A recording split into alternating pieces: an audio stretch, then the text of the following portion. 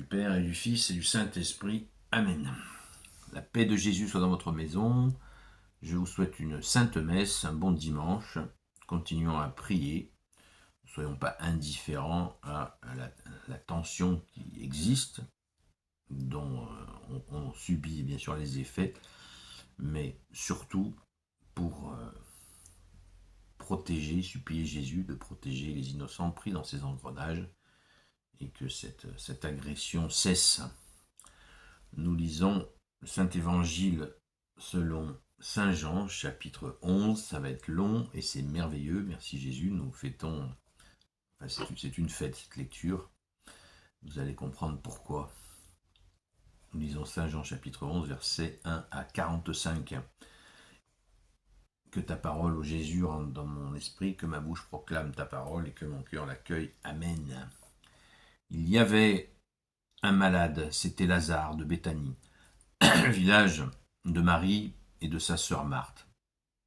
Cette Marie était celle-là même qui a parfumé le Seigneur avec de la myrrhe et lui a essuyé les pieds avec ses cheveux. Son frère Lazare était malade.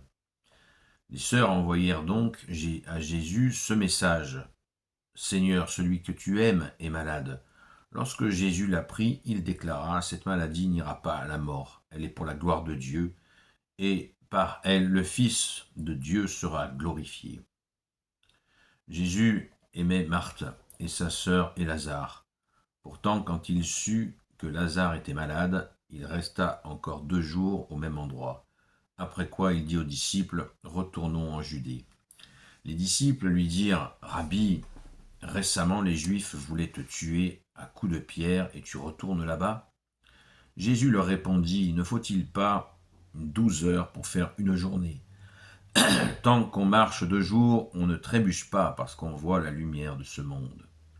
Mais si on marche de nuit et qu'on n'a pas en soi la lumière, et alors on trébuche. » Telle fut la réponse de Jésus, puis il leur dit « Notre ami Lazare s'est endormi, moi j'y vais pour le réveiller. » Les disciples lui dirent « Seigneur, il s'est endormi, il va guérir. » Jésus voulait dire que Lazare était mort, et eux l'avaient compris du sommeil ordinaire.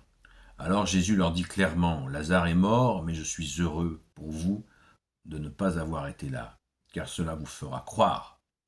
Allons chez lui. » À ce moment, Thomas, qu'on appelait le jumeau, dit aux autres disciples « Allons-y, nous aussi, nous allons mourir avec lui. » Lorsque Jésus arriva, Lazare était déjà dans la tombe depuis 4 jours, comme Béthanie est tout près de Jérusalem, à un peu plus de 2 kilomètres. Beaucoup de Juifs étaient venus chez Marthe et Marie pour les consoler de la mort de leur frère. Quand Marthe avait appris que Jésus arrivait, elle alla au-devant de lui pendant que Marie restait assise à la maison. Alors Marthe dit à Jésus, « Seigneur, si tu avais été ici, mon frère ne serait pas mort.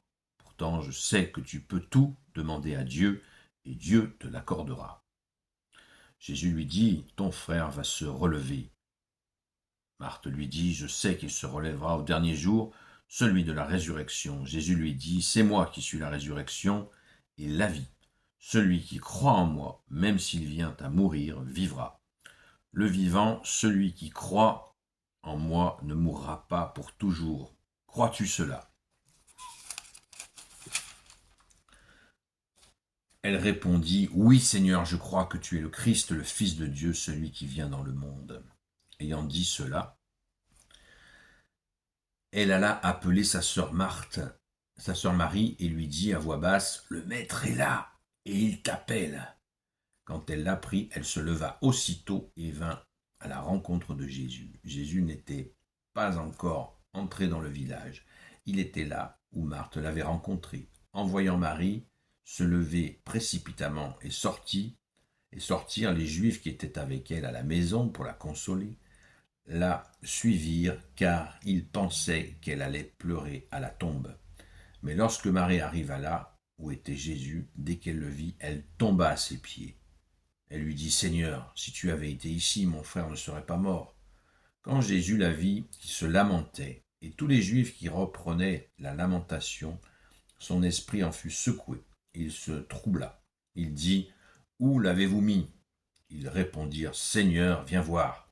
Et Jésus pleura. Les Juifs firent cette réflexion. Voyez comme il l'aimait. Pourtant, certains d'entre eux dirent, s'il a ouvert les yeux de l'aveugle, ne pouvait-il pas faire que celui-ci ne meure pas? De nouveau, Jésus frémit et il alla vers la tombe. C'était une caverne avec une pierre posée sur l'entrée. Jésus dit, soulevez la pierre. Marthe, la sœur du mort, lui dit, Seigneur, il en est à son 4e jour et il sent déjà.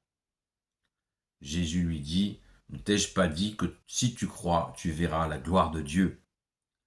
On soulève donc la pierre. Jésus lève les yeux au ciel et dit, Père, je te rends grâce car tu m'as écouté. Je savais bien que toujours tu m'écoutes, mais je le dis en pensant à ces gens qui m'entourent, car ils pourront croire que tu m'as envoyé. Puis Jésus appelle d'une voix forte, Lazare, dors, viens ici. Et voilà que sort celui qui était mort. Ses mains et ses pieds sont liés avec les bandes, et son visage est encore enveloppé du couvre-tête. Alors Jésus leur dit, déliez-le et qu'il puisse marcher. Beaucoup de Juifs qui étaient venus chez Marie crurent en Jésus après avoir vu ce qu'il avait fait. Mais certains d'entre eux allèrent dire aux pharisiens ce que Jésus avait fait. Waouh! Merci Jésus, tu es le roi de gloire, le Dieu de nos vies. Impressionnant. Un des plus beaux, des plus puissants passages de l'évangile, du Saint-Évangile. Merci Jésus. Je suis choqué, comme à chaque fois que je le lis. Jésus a pleuré. Il n'y a que 2 endroits où Jésus a pleuré dans l'évangile. Les larmes de sang à son arrestation, merci Jésus d'être offert pour nous avant son arrestation, où Jésus a pleuré sur Jérusalem aussi, une autre fois je crois, et puis ce moment-là, car Jésus aimait Lazare. Il y avait une amitié entre Jésus et Lazare, qui est donc le frère de Sainte Marthe et Sainte Marie-Madeleine. Il y avait une amitié entre ces 2 hommes, puisque Jésus est Dieu qui s'est fait homme.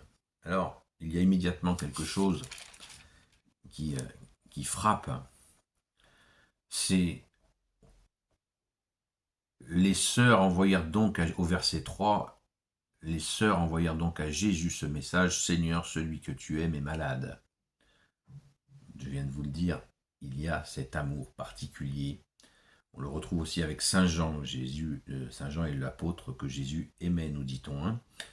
Lorsque Jésus l'a appris, il déclara, cette maladie n'ira pas à la mort, elle est là pour la gloire de Dieu, et par elle, le Fils de Dieu sera glorifié. Donc, à ceux qui disent que Jésus n'a jamais dit qu'il était le Fils de Dieu, voilà, il le dit de lui-même, je le répète, c'est donc, vous pouvez le noter, Saint Jean chapitre 11, verset 4, lorsque Jésus l'apprit, il déclara, cette maladie n'ira pas à la mort, elle est pour la gloire de Dieu, et par elle, le Fils de Dieu sera glorifié. Voilà. Donc, on le sait, Lazare a déclenché des conversions, la résurrection de Lazare a déclenché des conversions d'une manière massive. Et ça nous est dit, les Juifs se convertirent, ça nous est clairement mentionné, les amis. Verset 45, beaucoup de Juifs qui étaient venus chez Marie crurent en Jésus après avoir vu ce qu'il avait fait, c'est-à-dire ressusciter Lazare. On pourrait parler pendant des heures de tout ce qu'il y a à apprendre de cette séquence extraordinaire, ce coup d'accélération. On est au chapitre 11 de Saint Jean qui en comporte plus de 20. Donc on est à peu près à la moitié de l'évangile selon Saint Jean. Vous imaginez le coup d'accélérateur pour la conversion des gens, parce que le téléphone oriental, vous imaginez quand il a fonctionné, et ça a été très loin, puisque ceux qui voulaient la mort de Jésus, donc les religieux qui voulaient organiser la mort de Jésus, ont voulu aussi organiser la mort de Lazare, car c'était un moyen de conversion extrêmement puissant du fait qu'il était ressuscité et il était au milieu de tout le monde, bien vivant. Frère de Sainte Marthe et Saint Lazare, qui étaient donc des gens très riches. Leur père était Joseph d'Arimathie. C'était une famille extrêmement riche, qui avait cette fameuse maison de Béthanie dans laquelle Jésus allait se reposer de temps en temps.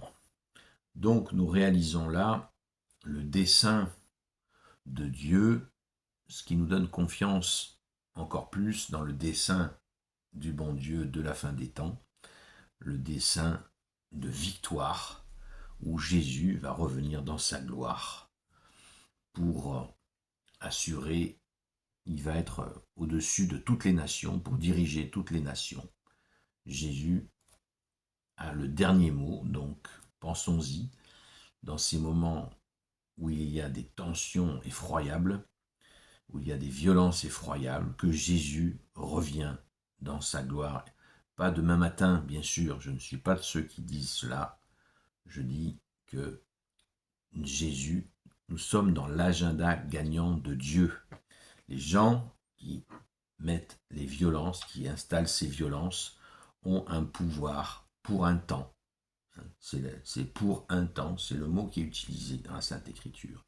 Mais Dieu, Jésus, qui est Dieu, a le dernier mot, aura le dernier mot à la fin, mais nous pouvons, bien sûr, et nous devons prier sans cesse, j'ai bien dit sans cesse, pour soulager les souffrances. C'est là notre travail de prière, c'est là notre fidélité, notre constance. Alors prions sans cesse, car par la grâce de Jésus, je dis bien par la grâce de Jésus, nous pouvons soulager des souffrances et assurer bien sûr des victoires à Jésus, et nous contribuons à l'installation du paradis sur terre, comme a dit Jésus, qui ne viendra pas d'un coup d'un seul, mais pas à coup. Et nous avons tous, si nous cherchons bien, des moments où nous avons eu des sensations de paradis sur terre. Au paradis, la mort n'existe pas. Regardez ce que nous venons de lire, c'est nous sous nos yeux. Ils ont vécu un moment de paradis qui a persévéré puisque Lazare a repris sa vie normale. Loué sois-tu Jésus, tu es le roi de gloire, le Dieu de nos vies. Amen. Gloire au Père, au Fils et au Saint-Esprit, maintenant et toujours et pour l'éternité. Amen. Ô Jésus, toi qui peux tout et qui portes tout, toi le Sauveur, toi l'Emmanuel, je te confie toutes celles et ceux qui regarderont cette vidéo, ainsi que leurs proches, selon ta seule volonté, ô Jésus. Sainte Marie, Reine des cieux, toi l'Immaculée Conception, toi qui écrases le serpent, toi qui as la lune sous tes pas, toi notre Mère, Notre-Dame. Saint Joseph, toi le juste et le saint, toi le sage, toi la terreur des démons, toi le saint gardien de la Sainte Église catholique et apostolique. Sainte Marie-Madeleine, notre chère sainte patronne. Et vous, tous les saints et saintes amis de toi, Jésus, Saint Michel Archange, Saint Gabriel Archange, Saint Raphaël Archange, et vous, tous les anges qui te servent, au Jésus, je vous confie toutes celles et ceux qui regarderont cette vidéo, ainsi que leurs proches, selon ta seule volonté, ô Jésus. La paix de Jésus soit dans votre maison. Courons, que dis-je, courons, volons, tellement on court vite, à la Sainte Messe pour dire merci à Jésus. C'est le but de la messe. Le carême s'arrête chaque dimanche où nous fêtons la résurrection de Jésus. Oui, oui, le carême s'arrête chaque dimanche à la Sainte Messe pour toute la journée du dimanche où nous sommes dans la joie de la résurrection de Jésus, même en plein carême. Soyez bénis, à très vite. Le direct sera décalé encore. À très vite.